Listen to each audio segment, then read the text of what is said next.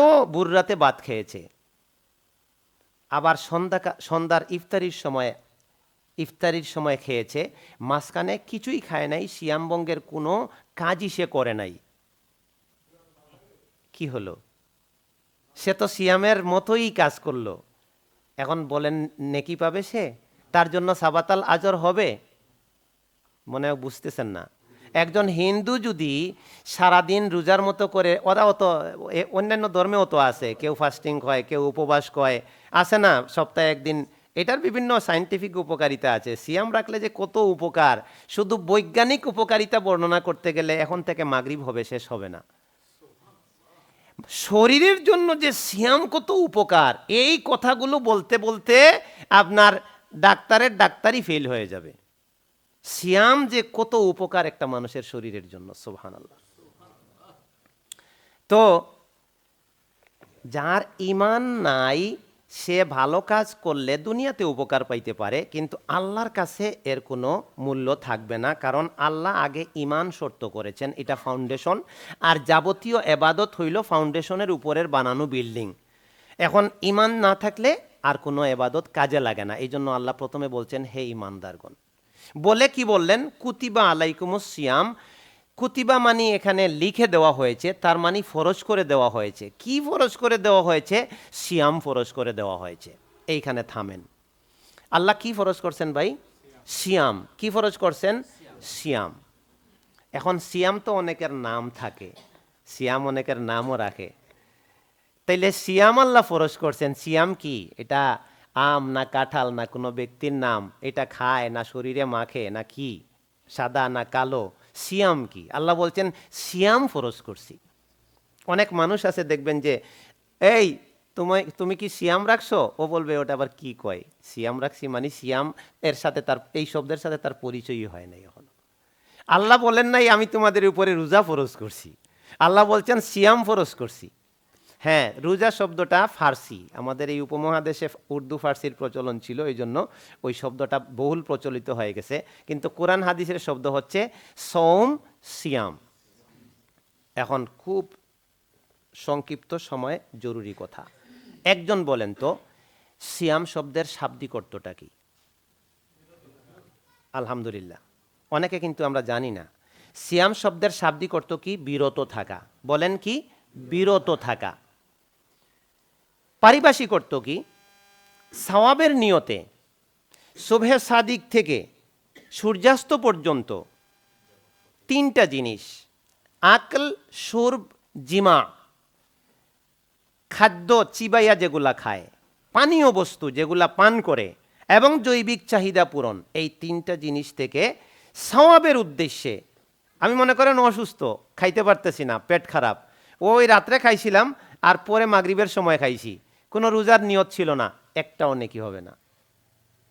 এই জন্য রোজার মধ্যে নিয়ত শর্ত।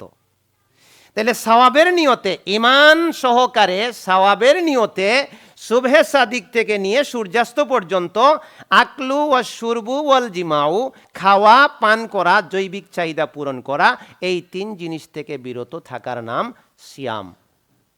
আর যে বিরত থাকে তার নাম কি আপনি বলতে পারবেন? মাশাআল্লাহ, সাইম। তার নাম কি? সাইম। এগুলা ক্লাস, মনে করেন যে ক্লাস করলে আমরা শিখি না, এইভাবেই শিখতে হবে। বিরত থাকার নাম সিয়াম, আর যে বিরত থাকে তার নাম হচ্ছে সাইম। আচ্ছা, তাইলে এটা পাওয়া গেলাম। তাইলে দুইটা জিনিস পাওয়া গেলাম। আল্লাহ ডাক দিছেন কাদেরকে? ইমানদারদেরকে। কেন ডাক দিলেন? আগে ইমান পরে আমল। কথা ক্লিয়ার? ডাক দিয়ে কি বললেন? সিয়াম ফরজ করছি। তাইলে সিয়াম আমরা কি জিনিস চিনছি? যে সিয়াম মানে বিরত থাকা। তাইলে পারিভাষিক মানে কি? যে সুবে সাদিক থেকে সন্ধ্যা পর্যন্ত খানা পিনা, জৈবিক চাহিদা এগুলা পূরণ করব না, আমার সিয়াম হয়ে যাবে।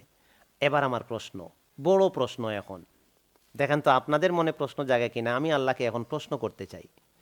আল্লাহ, বুঝলাম আপনি আমারে সৃষ্টি করছেন, আপনি আমার উপরে বিধান দেওয়ার মালিক, ক্ষমতা আপনি রাখেন, ঠিক আছে। আপনি বলছেন সিয়াম ফরজ, আমি মানছি। 1 মাস সিয়াম রাখতে হবে, আইয়ামাম মাদুদা, সেটাও আমি মানছি। কিন্তু একটু আমি জানতে চাই, এই যে একটা মাস আপনি আমাকে কষ্ট দিবেন, সারাদিন আমি খাইতে পারবো না, পানও করতে পারবো না, পিপাসা অনেক লাগলেও আমি খাইতে পারতেছি না, কিছু ব্যতিক্রম সফরে থাকলে বা রুগী থাকলে যদি রোজা রাখতে অক্ষম হয় পরে কাজা করবে, ওটা আলাদা মাসালা। কিন্তু এই একটা মাস আমি যে এই কষ্টটা করব, আমার লাভটা কি? বুঝছেন না কথা? আমার লাভটা কি? এই প্রশ্নের উত্তর আমি জিজ্ঞেস করার আগে আল্লাহ ওই আয়াতের শেষে দিয়ে ফেলেছেন, সুবহানাল্লাহ। আমার প্রশ্ন করার আগেই আল্লাহ কি করছেন, যে তুমি জানতে চাইবা যে কেন তোমারে দিয়ে আমি সিয়াম রাখামু, সেই উত্তর আমি দিয়ে দিছি। সেটা হচ্ছে লাআল্লাকুম তাত্তাকুন, তুমি মুত্তাকি হয়ে যাবা, এই জন্য সিয়াম দিয়েছি। লাআল্লাহ শব্দের অর্থ সম্ভবত, কিন্তু কোরআনে আল্লাহ যখন লাআল্লাহ দিয়া কোনো শব্দ বলেন তখন তার অর্থ সম্ভবত থাকে না, তার অর্থ অবশ্যই হয়ে যায়। আমি সিয়াম দিয়েছি তোমার জন্য, তুমি যদি যথা নিয়মে সিয়াম রাখতে পারো তাহলে তুমি অবশ্যই মুত্তাকি হয়ে যাবা। সুবহানাল্লাহ। আমার আরো প্রশ্ন আছে আল্লাহর কাছে, আমি আরো জানতে চাই। বুঝলাম আপনার কথা আল্লাহ, আপনি রামাজানের মাস দিয়েছেন, এখানে কোরআন নাজিল করেছেন, কোরআন কি করে এটা সঠিক রাস্তা দেখায় দিবে। ঠিক আছে, কোরআন পড়লাম, সঠিক রাস্তার সন্ধান পাইলাম। এবার আল্লাহ বলছেন রামাজানে তোমার উপরে সিয়াম ফরজ করেছি। সিয়াম মানে কি সেটাও বুঝলাম। ঠিক আছে, প্রশ্ন ছিল সিয়াম রাখলে কি পাবো, কি হবে, বলে তুমি মুত্তাকি হয়ে যাবা। এখন আমার আরো প্রশ্ন, মুত্তাকি হইলে আমার লাভ কি, না হইলে লস কি? এই জিনিস যদি আমি না বুঝতে পারি তাহলে আমি সিয়াম রাখবো না। কোনো মানুষ তার বেনিফিট না বোঝা পর্যন্ত সে ওই কাজ করে না। আহা, যারা নাইট আপনার ইয়ে করে, বাসে নাইট ডিউটি করে, মানে বিভিন্ন জার্নিগুলো আছে না, নাইটে করে, ওরা সারা রাত, ড্রাইভার হেল্পার সারা রাত ঘুমায় না, শুধু 2টা টাকার জন্য সারা রাত ড্রাইভার গাড়ি চালাচ্ছে। এই যে ইয়ের যে আড়ত যে বাজারগুলো আছে, কালকে যে সবজিগুলো বা যে মাছগুলো বিক্রি হবে এগুলো আজকের থেকে প্রসেসিং তোলা হয়ে যাচ্ছে, সন্ধ্যা রাতের মধ্যে প্যাকিং হয়ে যাবে, তারপরে রাত হতে না হতে এটা ট্রাকে লোড হয়ে যাবে, এবং তাহাজ্জুদের সময় 12টা, 1টা, 2টা, 2:30, 4টা এই টাইমগুলোতে আড়তের যে বাজারগুলো আছে সেখানে ওখানে গিয়ে ওগুলো আনলোড হয়। অনেক মানুষ কাজ করতেছে ওখানে, ট্রাক থেকে নামাচ্ছে, ইয়া করতেছে, এরপরে পাইকারি বিক্রি হয় সকালে, তারপরে খুচরা বাজারে ওটা চলে যায়। তা আমি মাঝে মাঝে ওই সকালে যাই বাজারে, তো দেখি মানুষ আর মানুষ।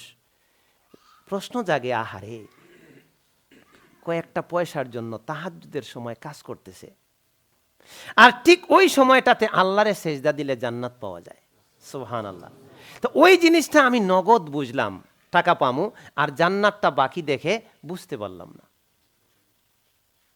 এখন প্রশ্ন হলো, মুত্তাকি হলে কি হবে আর না হলে কি হবে, এইটার উপরে খুতবা দিলে একটা খুতবা ফুল দরকার। আমি মাত্র 20টা পয়েন্ট আছে, এখানে 2টা পয়েন্ট বলবো, আর বলার সময় নাই। মুত্তাকি যদি আমি হইতে পারি তাহলে 1 নাম্বার কাজ হচ্ছে আমি কোরআন থেকে হেদায়ত নিতে পারবো। সুবহানাল্লাহ। হুদাল্লিল মুত্তাকিন। মুত্তাকি না হইতে পারলে আমি কোরআন আমারে হেদায়ত দিবে না, তাইলে এটাই আমার বড় জিনিস, এটা আমি পায়া যাব। আরেকটা কাজ হবে উইদ্দাত লিল মুত্তাকিন, আল্লাহ জান্নাত বানাইছেনই মুত্তাকিদের জন্য। সুবহানাল্লাহ। ইন্নালিল মুত্তাকিনা মাফাজা, মুত্তাকিদের জন্য জান্নাতের পুরস্কার।